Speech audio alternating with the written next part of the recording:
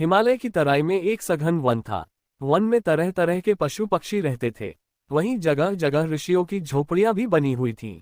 ऐसा लगता था मानो प्रकृति ने अपने हाथों से उस वन को संवारा हो। उन्हीं झोपड़ियों के पास एक तेजस्वी युवक बहुत दिनों से अंगूठे के बल खड़ा होकर तप में लीन था। उसने खाना पीना सब कुछ छोड़ दिया था। वह केवल हवा पीकर ही रहता था। उसका शरीर सूख गया था, सिर के बाल बढ़ गए थे, पर चेहरे पर तेज बढ़ता जा रहा था। लगता था मानो दूसरा सूर्य निकल रहा हो। वह तपस्वी पांडवों का भाई अर्जुन था। वेदव्यास की सलाह से वह दिव्यास्त्र प्राप्त करने के लिए शिवजी को प्रसन्न करने की चेष्टा कर रहा था, क्योंकि छली, षड्यंत्रकारी और पापी कौरवों को हराने के लिए शिवजी की शरण में जाने के अतिरिक्त बेसहारा पांडवों के पास अब कोई चारा नहीं रह गया था। अर्जुन के तप के तेज से आसपास की धरती जलने लगी। झोपड़ियों में रहने वाले ऋषि मुनि घबरा उठे। वे अर्जुन को समझाने लगे कि वह ऐसा कठिन तप न करे, पर अर्जुन ने उनकी बातों पर ध्यान नहीं दिया। ध्यान भी वह कैसे दे सकता था? उसे तो अधर्म और अन्याय को मिटाने के लिए शिवजी से दिव्यास्त्र प्राप्त करने थे। अतः वह तप में लगा रहा। अर्जुन ने जब ऋषियों की बात पर ध्यान नहीं दिया तो ऋषिगण सामूहिक रूप से शिवजी से प्रार्थना करने लगे, प्रभो, अर्जुन के तप से धरती जल रही है। अगर आप उसे रोकेंगे नहीं तो इस वन में हम लोगों का रहना कठिन हो जाएगा। उसी समय आकाशवाणी हुई, ऋषियों, घबराओ नहीं, अर्जुन पूर्वजन्म का देवता है। उसके तप से तुम्हारा अनिष्ट नहीं होगा। वह मुझसे दिव्यास्त्र लेना चाहता है। मैं उसके तप से प्रसन्न हूँ। यह वाणी स्वयं भगवान आशुतोष की थी। अर्जुन बड़ी श्रद्धा से उनकी आराधना में लगा रहा, उन्हें प्रसन्न करने के लिए तप करता रहा। दोपहर का समय था। अर्जुन अपनी पूजा की माला भगवान के चरणों पर चढ़ रहा था। सहसा उसे एक शूकर दिखाई पड़ा, जो कहीं से निकलकर उसी ओर आ रहा था। अर्जुन ने झट अपना धनुष बाण उठाया और धनुष पर बाण चढ़ाकर शूकर पर चला दिया। बाण शूकर की छाती में लगा। वह धरती पर गिरकर कुछ देर तक तड़पकर सदा के लिए सो गया। अर्जुन के बाण के साथ ही साथ शूकर की छाती में एक और भी बाण लगा था। वह बाण एक किरात का था, जो दूर से शूकर का पीछा करता हुआ आ रहा था।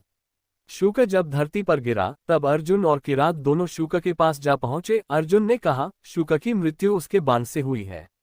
पर किरात ने उसकी बात का विरोध किया। उसने कहा, नहीं, शूकर की मृत्यु अर्जुन के बाण से नहीं, उसके बाण से हुई है।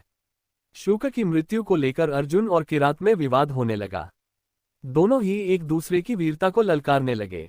बातों ही बातों में अर्जुन का क्रोध भड़क उठा।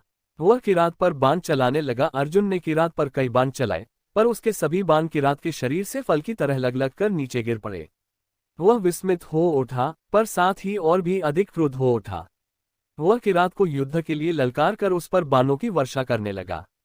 फलत किरात भी युद्ध के लिए तैयार हो गया। किरात और अर्जुन दोनों युद्ध होने लगा। अर्जुन के पास युद्ध की जितनी कलाएं थीं, जितने अस्त्र शस्त्र थे, सबका उसने उपयोग किया, पर किरात का बाल तक बांका नहीं हुआ।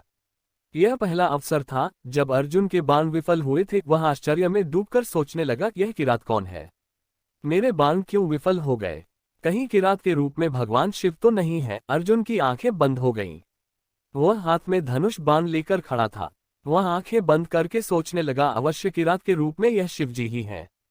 मेरे बाण भगवान शंकर को छोड़कर और किसी पर विफल नहीं हो सकते थे।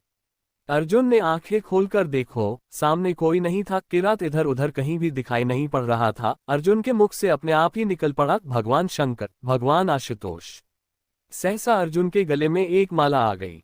यह उन्हीं मालाओं में से एक थी जिन्हें अर्जुन भगवान के चरणों में चढ़ाया करता था। अर्जुन को विश्वास हो गया कि किरात के रूप में भगवान शिव ही उसके शौर्य की परीक्षा ले रहे थे।